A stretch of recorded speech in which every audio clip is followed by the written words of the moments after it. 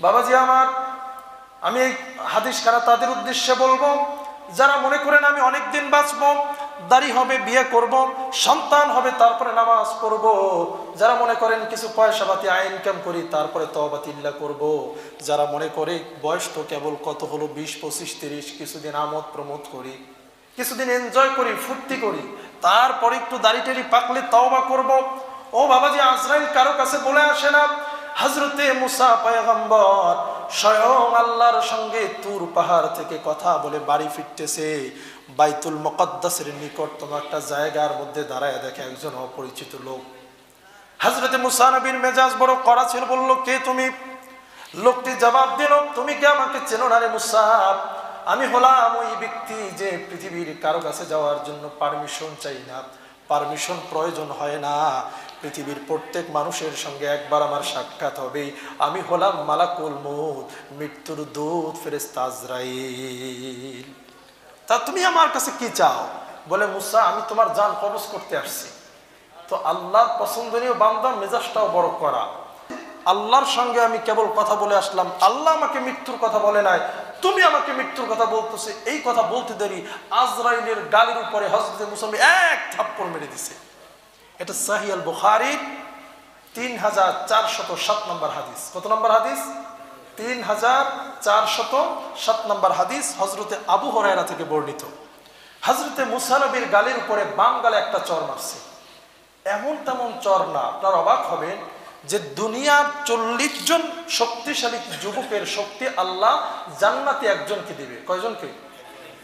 আর জান্নাতে 40 জন শক্তিশালী যুবকের শক্তি একজন পয়গম্বরের গায়ে ছিল। সুবহানাল্লাহ। তাহলে একটা ওই থাপ্পড়ের শক্তিও তো সেই মারাত্মক শক্তি। মানে আমরা দুনিয়ার সাধারণ 400 লোকে থাপ্পড় দিলে যেই কষ্ট, আর একজন নবীর এক থাপ্পড়ে সেই কষ্ট। এক থাপ্পড়ে হযরতে আজরাইলের বাম চোখ কানা হয়ে গেছে। আল্লাহর দরবারে ফিরে গিয়ে বলে, আল্লাহ দেখো, এই চোখ আমি হাতে করে নিয়ে আসছি। আল্লাহ বলে যে তোমার এই পরিণতি কেমনে হইল? হযরতে আজরাইল বললেন, আল্লাহ তাআলা, এমন এক বান্দার কাছে তুমি আমাকে আজকে পাঠাইছো, যেই বান্দা মরতে চায় না। গেলাম, পরিচয় দিলাম, সঙ্গে সঙ্গে আমার একটা চর মারলো। আল্লাহ রাব্বুল আলামিন বললেন, আজরাইল রে, আমার বান্দা মুসা তো আমার অবাধ্য কখনোই হবে না, নিশ্চয়ই তুমি তার সঙ্গে কোনো ভুল করেছো। কি করেছো বলো? বলে, আল্লাহ, ভুল করার মধ্যে একটা করেছি, আমি তোমার পয়গম্বরকে সালাম দিতে ভুলে গিয়েছি। কি দিতে ভুলে গেছি? সালাম। বলে, আমার মুসা সব সহ্য করতে পারে কিন্তু উল্টা পাল্টা সইতে পারে না, এই কারণেই তুমি চর খাইছো। তুমি যাও, ভালো করে বুঝাইয়া বলো যে যা আল্লাহ পাঠাইছে, তাইলে আর তোমার কিছু বলবে না। তো আজরাইল সামনে যায়, আবার পিছনে আসে। আল্লাহ তাআলা বললো, কি আজরাইল, তোমার সমস্যা কি? বলে, আল্লাহ, আমি এইবার আর যাইতে সাহস পাই না। তা আল্লাহ বললো, ঠিক আছে, তাহলে তুমি একটা আলাদা শক্তি নিয়ে যাও। কি শক্তি?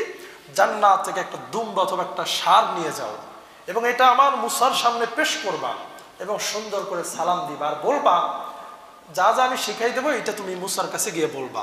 এইবার হযরতে আজরাইল আল্লাহর কথা অনুযায়ী তিনি সেইভাবে রওনা হলেন।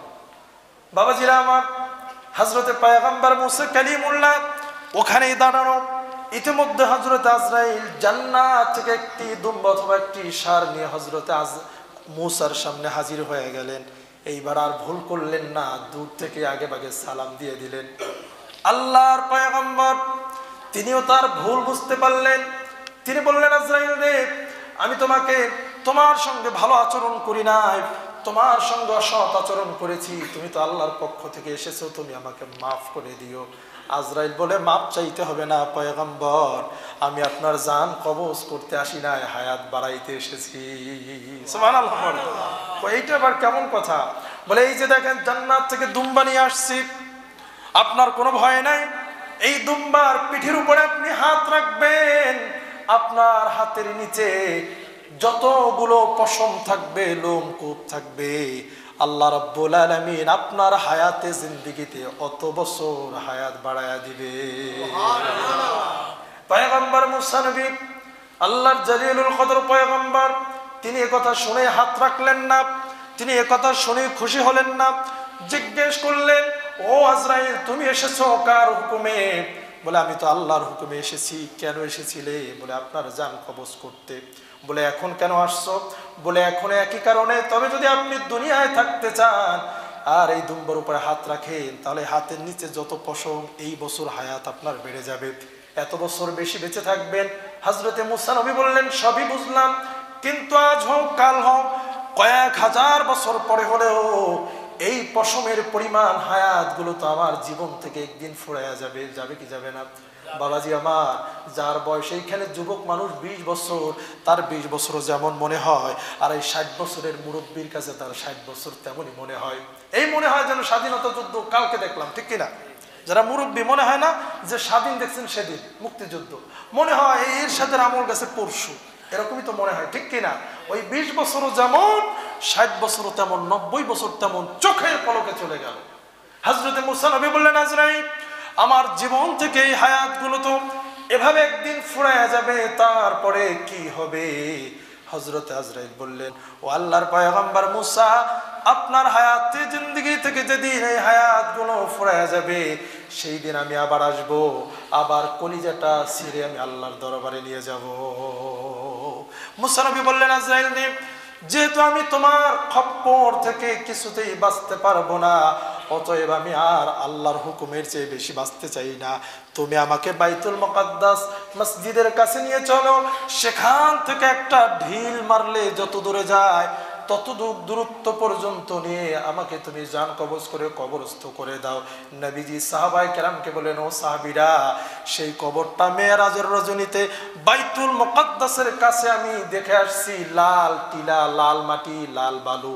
আজ যদি আমি সেই রাস্তার ধারে থাকতাম, তাইলে আমি মুসার কবরটা তোমাদের দেখাই দিতে পারতাম। সুবহানাল্লাহ।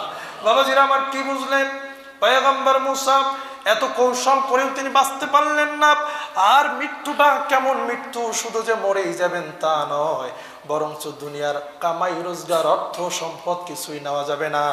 যেইভাবে খালি হাতে একদিন আসছিলেন, সেইভাবে খালি হাতে কবরে ফিরে যেতে হবে, ঠিক কিনা?